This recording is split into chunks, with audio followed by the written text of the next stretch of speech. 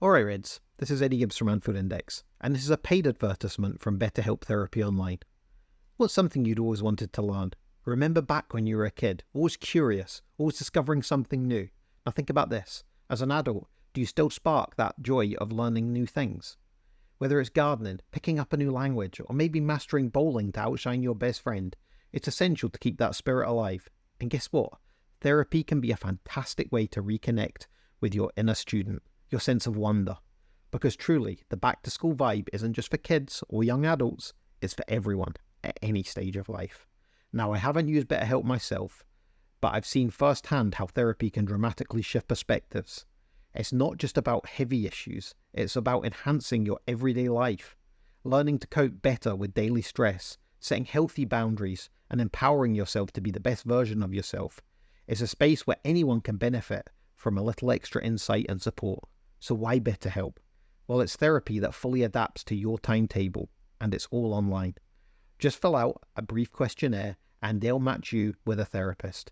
And if you feel the need to change therapists, you can switch anytime without an extra charge. How's that for flexibility? With over 5,000 therapists in the UK, BetterHelp offers a wide variety of specialists ready to help you rediscover your curiosity and tackle new challenges. Visit betterhelp.com/index today. There's a bonus. Get 10% off your first month. Remember, that's betterhelp.com/index. Rediscover your curiosity with BetterHelp and keep on learning no matter where you are on life's journey. My dad works in B2B marketing. He came by my school for career day and said he was a big ROAS man. Then he told everyone how much he loved calculating his return on ad spend. My friends still laugh at me to this day. Not everyone gets B2B, but with LinkedIn, you'll be able to reach people who do. Get a $100 credit on your next ad campaign. Go to linkedin.com/results to claim your credit. That's linkedin.com/results. Terms and conditions apply. LinkedIn, the place to be, to be. Thanks for choosing this free Anfield Index podcast. If you'd prefer to listen to this or any of our other shows without adverts, then now's the time to check out Anfield Index Pro. With AI Pro, you can supercharge your entire listening experience. You'll not only get all of our podcasts without the ads, but you'll have them far faster with our Quick Publish feature available exclusively for subscribers.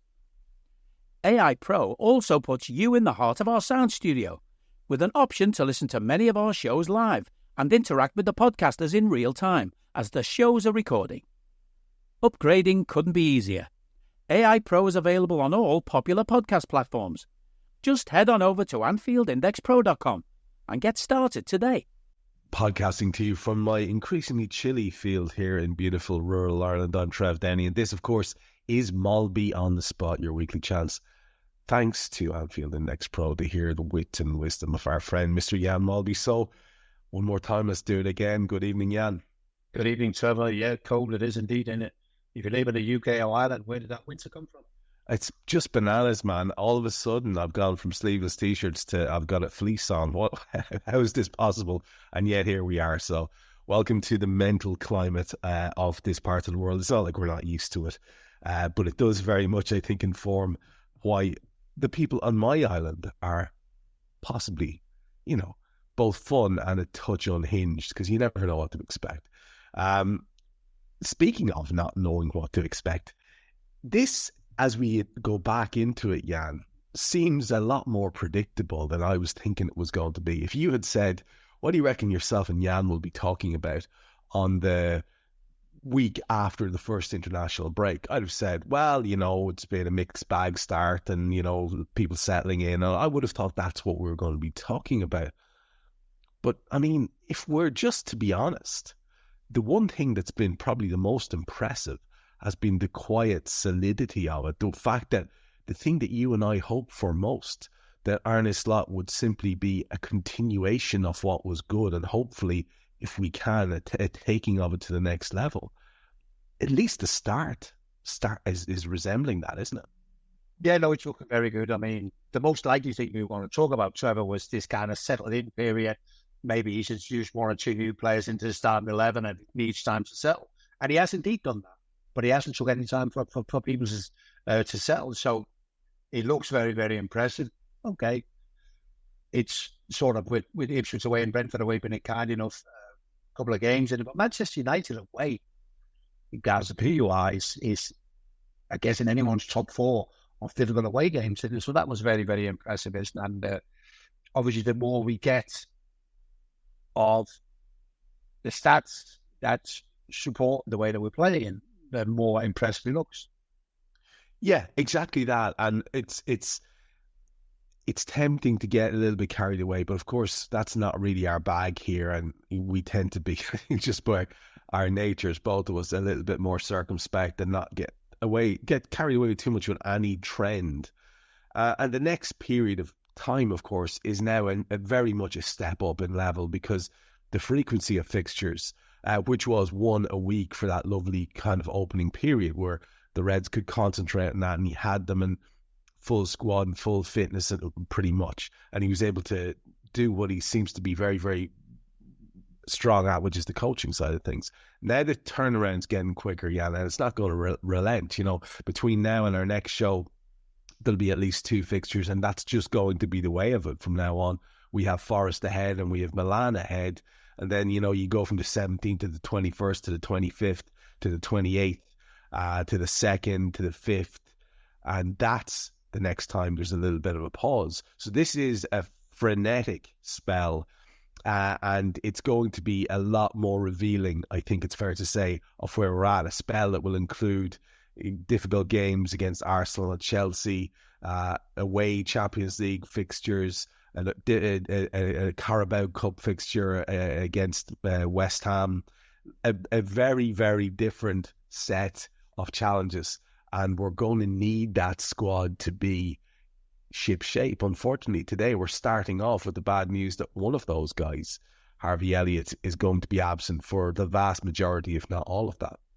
Yeah, and that's a bit of a blow, Trevor. I remember myself when I went to Ajax in 1982, and the first call I got from the Daily Survey was indeed to play in the under-21s, and you kind of go, I just turned pro at Ajax, do I have to play in the under-21s? I mean, yeah, I don't want to be disrespectful in, but Harvey must look and think, Christ almighty, I mean, I'm not a million miles away from one of the best clubs out of the world, and do we have to play in the under-21s? And then, of course, you come back with injuries. Having said all of that, the full teams are playing, these Nation League, bordering online, ridiculous games, aren't they? So, yeah, I mean, I get it when we have the European champions in the World Cup and the South American champion, whatever it is, their championship, isn't it? But it just doesn't fit in anymore. It's like almost, it just doesn't do it for me anymore. So I have to say, it's I just can't get it. I mean, it's like a pain in the ass, and you see all these clubs now with worries about players that may or may not be fit and whatever. Now we have, I believe, 7 games before our next almost pointless international break, isn't it? And then we have another one in November. Yeah. International football, man. I mean, when I played, it was everything. But now today, there's club competitions who's replaced that kind of where you need to be. It's very disappointing in one way, because like you, I share a memory of the days. wasn't like you, and I didn't get to take part in. But like international football, you're right. That's the phrase. It was everything.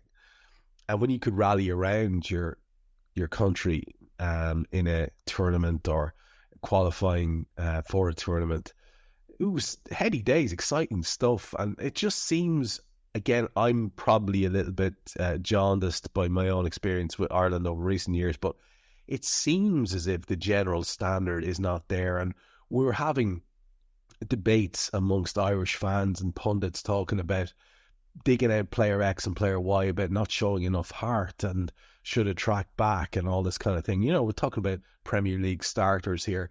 And it just felt to me a little bit like, well, maybe it is not just in our imaginations, Jan, and that even the players themselves, the thrill of it is perhaps not quite what it once was, because you're talking about a different setup with the game since the Champions League became what it is and all these other European competitions went into these league formats. prestige of it is probably not what it once was. It would be horrible to think that it's gone that way and there's no going back. But you can't help having that suspicion, when you see Nations League football, right? Absolutely. I mean, the one thing with international football a long, long time ago, it didn't interfere. It never interfered with the normal football calendar, whereas it does now. It interferes. And let's just take England, who have been relegated into the second tier of the Nations League. So they now play a game against Finland. I mean, as well as Trent played against Finland, what floats his boat? AC Milan away or Finland and Wembley it's so maybe from the player's point of view, there is a bit of what exactly is also this Nation League all about, especially for nations like the likes of England or whatever, isn't it? So, yeah, maybe the players start to think, you know what, we've got bigger things around the corner that I would rather be part of it, but I also want to be part of playing for my country, but it's just not as exciting, you know what I mean? I remember, when you talk about Ireland in the 80s, Trevor, I remember that you sort of came on this scene at the same time as Denmark, It was electric, wasn't it? I remember we played a couple of games over. It was electric. It was tremendous. Do you still get that? I'm not sure. Also, because I also think that you have supporters who mainly support national teams, and I also think they're maybe thinking this isn't what it used to be, and it isn't what it used to be for our players either. Yeah. So the fans even become a bit disillusioned, and when fans become disillusioned, it kind of takes nothing for international fans to get on the back of their players anymore, does it? Go back to your club and do that. You know what I mean? So it's just I think it's at a real crossroads, international football, and I don't think our governing bodies are helping it. I mean, the next World Cup we're looking forward to, 48 teams, Trevor. Wow. I'm just not sure that's a good idea either. Yeah, the enthusiasm for it is without doubt still there with some people, but I mean, I find myself having a conversation with an Englishman about the horrors of international football currently, and I'm thinking, lad, you have a squad full of ridiculously, outlandishly talented footballers, and you could dump that entire squad and intake another 20 odd players, and there would still be tremendous quality there. Whereas it's a very different situation for us currently. Like, I feel like Ireland would happily rally around any kind of a team that would show a little bit of ability or have an opportunity to see there was something developing there. But we are really struggling for the standard of players that we once had. And that's a whole different situation there. I wonder if it's grassroots with us. But you're right, it's the organisational bodies that we have to really be worried about. I mean, I'll be honest with you, man. It was completely news to me when I saw the logo go up a couple of weeks ago that we were going to have this equivalent of the Champions League for the world now. There was going to be this world championship that's taking place next summer. Honestly, I must have had the blinkers on, Jan. But all I can think of is there any other reason for that? Only the generation of cash. I can't see one. I don't see how it elevates the game at all. And it's just, again, flogging the prize assets into the ground over another summer. It just seems so short-sighted. It is truly remarkable, Trevor. I mean, it's in 2025 and then again 4 years later. It's 32 teams. It's kind of spreading the love. What it is, it's about involving the top teams from all over the world. But no disrespect, Trevor, but you got a official World Cup for club teams, and we got Al Hilal playing Auckland, whatever they're called. It's not one of them that's going to go, I am watching the best 32 club teams in the world, and and also the big thing, and this has been a big problem for UEFA with the TV rights. They thought they'd done a deal with Apple, but of course it would have been a disaster if a tournament like this is going to be behind a paywall. So they haven't managed to get any TV rights. They were hoping for 4 billion, and now they're looking for a lot less. It's heading towards being really, really tough, because I just think that clubs, sorry, TV companies look and go, well, where's Manchester United? Yeah. Where's Liverpool? these. Well, we know where the viewers are, Trevor. You know, I can tell you where the viewers are. We get the figures. You know, where are the clubs that the people want to watch, and they're not part of it. You know, so it is kind of this spread the love.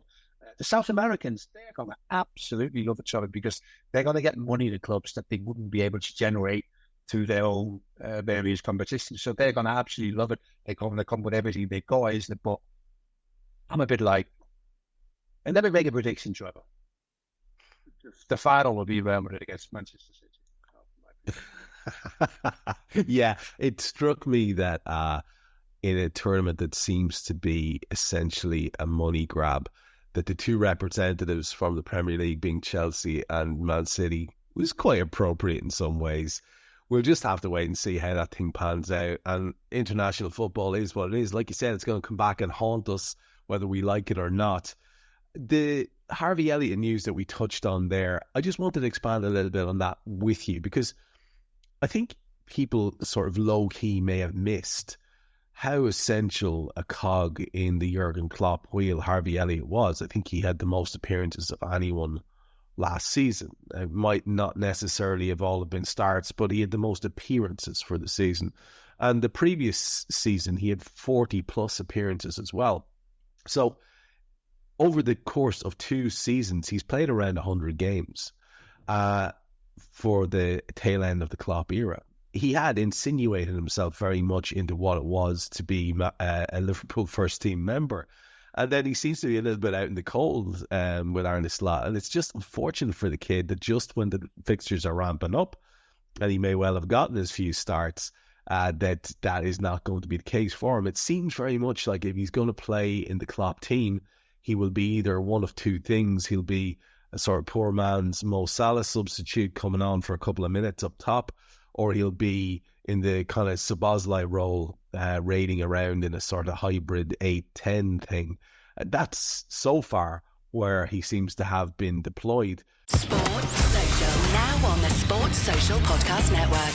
We've got a brand new NFL season to enjoy, and that means all new episodes of The Nat Coombs Show, where I'm joined by some of the very best NFL broadcasters in the business. Even when the roster is not stacked, he can still pull those wins out. This dude accelerates through it. And I was like, did he really get through the hole that fast? We get you up to speed on everything you need to know about America's game. The major news, big game previews, reaction to all the action, and plenty more besides.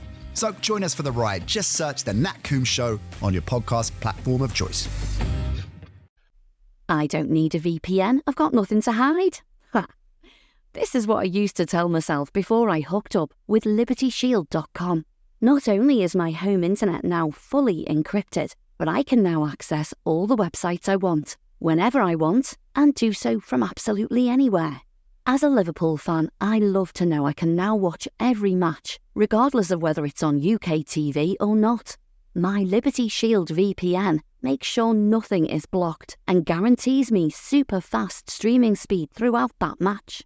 You can get connected right now with their software package, which includes a 48-hour no-obligation free trial and instant access to their apps for Apple, Android, Fire TV, PC, Mac and Android TV.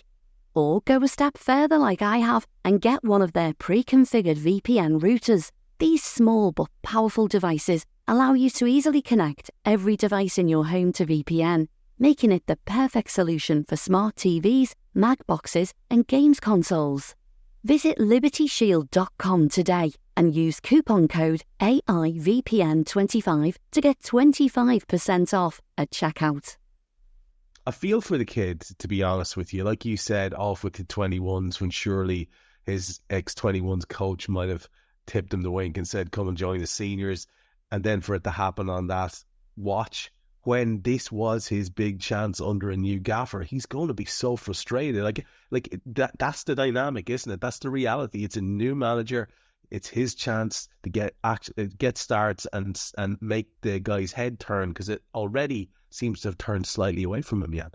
Yeah, absolutely. I mean, I think we said it last week, or I certainly said it to somebody, that Arne Slot very quietly have made his mind up about certain players. And there's obviously certain players who kind of swap places in terms of how close they are to the starting 11, and Harvey's one of them. Whereas Klopp always liked to go to Harvey because he knew what he was going to bring. He especially liked him off the bench. He was a very good impact player off the bench, isn't it? But there's no doubt that they would have spoken. Arne Slot would have spoken to Harvey Elliot because he knows that Harvey Elliot, you must feel yourself that I'm very close to this starting 11. And then Arne would have said something, and he'd have probably said, listen, there's a period now between September and October international break. There's a couple of games. I'm thinking West Ham in the Carabao Cup and maybe Bologna at home in the Champions League. And there's a couple of games for you to show me what you can do. But also, having said all of that, Arne Slot is not naive enough to think that we're going to go with the same 11, all season. There's going to be reasons to make substitution, one of them probably being injuries. So it's a massive blow. And as much as we always go with these things, it's 4 weeks, maybe 6 weeks or whatever. But this is the type of injury, before you know it, it's 3 months. You need a little bit of luck with the healing period process. So yeah, it's a blow. All I can say is it's part of what you do. You run the risk when you play football. They're going to pick up something in it. But it probably just come at the wrong time for Harvey. Yeah, and it came hard on the heels of the story of Alexis McAllister being withdrawn at the last minute from the Argentina's second game. And, someone did the sums there recently during the week, Jan, on the amount of miles. And people, you can underestimate it, but you're talking about lads doing 15,000 miles plus to go and play for the countries when they're representing South American teams. And, some of us have a grumble if we have to get an early morning flight or we have to get a flight that's longer than 4 or 5 hours. It can't help but have a knock-on effect. And so we have that to take into account as well. So the squad, fit and all as it might be in inverted commas, with the exception of Harvey, hopefully with Curtis Jones on his way back, is going to be slightly depleted. And we don't know what the story is with Alexis McAllister. We're taking the word of a few people who are saying he's fine, but he could return and not be fine. And then all of a sudden, there is a certain thinning of what looked like a very healthy squad at the least opportune time when the fixtures are starting to ramp up. Have you heard anything on the Alexis McAllister thing that you trust? Because so far I haven't had a source that I can trust on it. No, and I haven't spoken to anyone about it, Trevor. Mainly the reason being I'm not doing Liverpool at the weekend, so I haven't spent that much time with it. I've read probably the same reports as you read in terms of that. What I want to say in terms of the players that are travelling, even if it is a private jet, it still takes the same amount of time to make that journey. And we all know what travel does to you. It makes you extremely tired. So it is a massive, massive effort. And also when you go to South America, before you know it, haven't been there, haven't played there myself, it can take a bit of getting used to because of the altitude. So it's not as straightforward. And, you don't get used to altitude quicker because you're on 200 grand a week. Or, your plane doesn't fly any faster because you're on 200 grand a week. You still have to go through that same thing, isn't it? And it just tires out the distance. So, yeah, and of course, some of their games are also the night between Wednesday and Thursdays, isn't it? So, we get used to them getting back later than the Europeans certainly would do. So it is an issue, of course. I'm reading some quotes today about some lad. I'll just get my facts right instead of being vague. Arne Slot was chatting to a Dutch winger called Anko Janssen, apparently. I'm not sure if you're familiar with this guy. And apparently he spent a bit of time with Arne recently on some show. He was on some ESPN show and then spent a bit of time with Arne Slot, and the two were talking. And basically, according to this chap, he was very much praising Van Dijk, saying what an incredibly good footballer, as a quote he was. That he said, and I love this quote, "This boy is not normal when it comes to playing football." And he went on to talk about maybe how in the European Championships he hadn't really taken the initiative, whereas now the impression that he's made so far in the new season, you can see it. And I think, it's easy for us to forget what we have on our hands there with Virgil. And some people are very, very quick to do the whole, it's an old way of thinking, Jan, about, once you get to something with a 3 in your age, it's time to start, thinking about, what are you going to do in retirement? There is literally no reason why Virgil van Dijk cannot continue to play for 6 or 7 years. Literally no reason. We've seen loads of people do it, and they wouldn't have had half the natural talent that this boy has. So it left me very excited, and then immediately, Jan, my thing was, shit, sort the contract out. And I felt exactly the same wave when I thought about Mo, and exactly the same wave when I thought about the Trent situation. So you know what I'm going to ask you, because, you know, we hear only what we hear via stuff online, and then one or two of our lads here have a couple of half-decent sources and have ins with some of the big journos and stuff like that. But it's still all very, very vague. And the last article I saw was sort of someone on Sky Sports talking about how it could be very difficult to get the Mo Salah deal done. I think it was actually Graham Souness, and I think he may have been spitballing. To be fair to Graham, he was talking about, you know, Mo's family and stuff like that. And it was a good point, but I think he's maybe a little bit out of the loop on it. Anything you've heard of about any of these things? Is it hopeful? Are there rumblings? Are you picking up anything at all on that? Not a thing, apart from, and I guess we expected this, in it, but it appears that Richard Hughes are doing it. You know, we've been talking about Michael Edwards, we've been talking about Mike Gordon and other people that they might be helping with these things. But it looks like it's Richard Hughes who's doing the deals. That's just, the silence is deafening, which I don't think that necessarily means anything, Trevor. So I'm looking at, I'm thinking, which one is the most urgent? Of the three. Now I'll come to the conclusion that the most urgent one is Trent. Because I feel that the other two, Mo and Virgil, are on such massive, massive contracts that who's going to match them or improve them if you want to stay at the same competitive level where Liverpool are? So that's fight for the Premier League and the Champions League. Who's gonna be able to match those wages? And, you know, all it would be a short-term project for whoever. Let's not forget that we've had the best from both of them. And it is kind of this thing again, isn't it? And I know this is one of the things that Liverpool hates, is rewarding players for what they've achieved in their careers. You know, they don't want to go, you have been, I will reward you for that. They'll go, no, we're going to reward you for what you're going to continue to bring us in the future. So for that, I think Trent might be more urgent. But I have this problem with the Trent thing, is that also the club must know that maybe Trent is the most urgent one. And the reason that they haven't done it, does that make me think that it's a bit like the Jude Bellingham thing that we never really pursued because we got a nod in the wink that he ain't worth it. Is it the same with Trent? I'll be getting a nod in the wink, they were thinking, you leave it. He's decided to do other things. So I find it really, really fascinating, Trevor. But it is very much what we expect from Liverpool.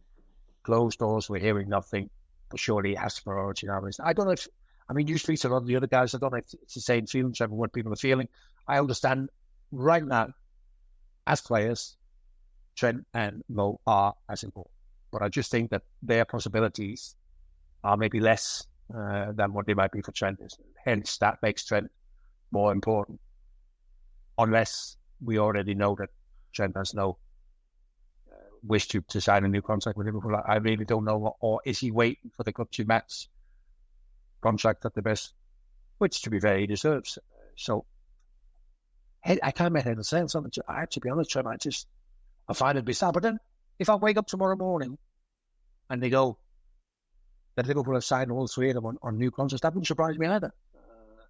Because there has to be something going on. That's for sure. There has to be something. You know, so, well, you would like to think so, with all the fanfare for how good these guys are, that there is something going on. But and you know, I find myself concurring with you completely, mainly because we've also heard expressions of desire from both Salah before his most recent comments and Virgil to stay at the club. So at least we've that going for us there as well. And you do find yourself asking the questions like, where would the lads go that would be better, that they would have the same status, that they would have the same opportunity to win big pots? Where could they go? It's a very short list for both men, and I think it makes sense to me that they'd want to stay.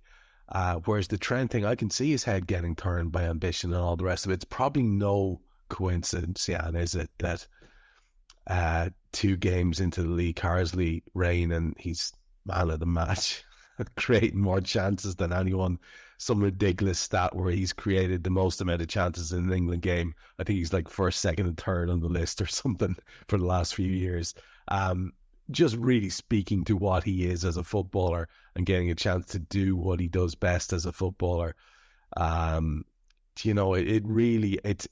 was quite revealing, that I thought, that a guy comes in who's, I suppose, got more traditional ideas about, how the world works, and all of a sudden, because I don't know enough about Lee Carsley. I would have thought Lee Carsley was a far better fit for Ireland manager. And I'd say when Lee Carsley was getting dogs abuse about not singing the frickin' national anthem, what a ridiculous storm at teacup that was. I'm sure it crossed his mind as well. But the Trent thing I thought was fascinating. It just immediately just doing his thing, like he has been doing for Slot. And only on a few occasions have we seen him in his wandering role. And maybe that just needs to be sort of coached out of him and back into a little bit more discipline. I'd be really optimistic that there's a huge season ahead from Trent, regardless of whether it's his last one for the club. Yeah, I think the big thing for Trent with England is that I think we all got the impression prior to the first game against Ireland that Trent's no longer on trial. And you always got that impression while Gareth Southgate was the manager that Trent was on trial. Yeah. He wasn't just on trial whether he would make the starting 11, he was on trial whether he'd make the squads, because Gareth Southgate always had this thing about Trent and some people think his inability to defend, that might cost England in a quarter-final or a semi-final. So I think you remove that sort of thing. I understand when you're playing at the top level, there's always a certain amount of pressure. You always have to produce and deliver at a certain level for you to be in the team, isn't it? But I just think that Lee Carsley's going to go and play. I think, like Trev and Jan, I reckon he's mentioned us, Lee Carsley. He's got it. Like Trev and Jan. I think you're the right back. Go and play. No, I don't know if we discussed this the other weekend. I'm talking about unique players. Yeah. Messi played as a number 9, but he was never. He played as a false number 9, didn't he? But he was never a false number 9, was he? He was just a footballer. Trent plays as a right back. He's not really a right back, is he? He's a unique footballer, but that's why he plays his football, isn't it? And every now and again, you get them players. You go, yeah, but he's just unique, isn't he? He's a unique right. He's a unique footballer. As he plays right back, that's where we get the most from, isn't it? But, and the best I compare is with Messi and the people who was a false 9, but he was never a false 9, was it? He played wide, right, or played whatever, because he was unique. And I think Trent, in many ways, is the same. It's so nice to be talking, though, even for all the drama of the Klopp exit, for all the frustration we've had in recent seasons, and I will always maintain, despite the fact that it might make me unpopular, that there's so many trophies that more that should have been won, all excuses aside. So despite those frustrations, we've had this lovely time ushered in by Klopp, where the club is absolutely in every conversation for the big pots.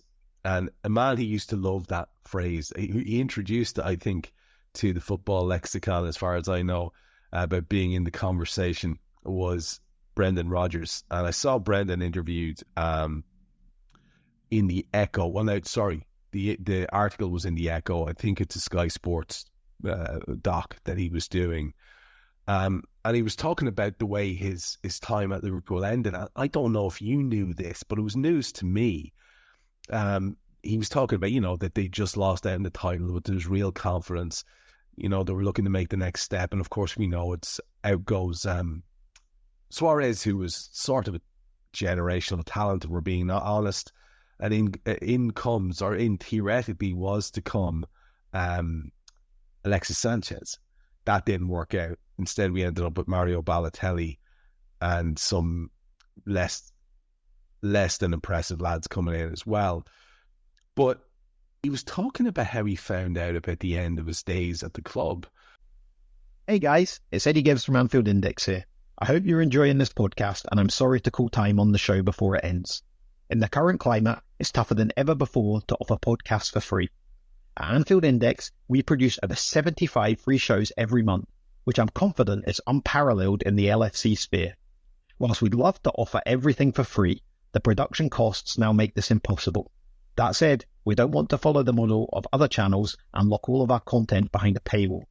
So what we've decided to do is to continue offering every show for free, but cut that offering to 30 minutes on our longer shows. So to get all of our shows in full and enjoy the best of everything we have to offer, we really hope you'll consider supporting the channel and signing up at AnfieldIndexPro.com. For about the price of 1 cup of coffee, you'll get every podcast in full with 0 ads. You'll also get access to our LFC VIP community, where you can enjoy live podcasts, engage with our podcasters, and chat with other Reds in real time. So that website again, AnfieldIndexPro.com. Join today. This podcast is part of the Sports Social Podcast Network.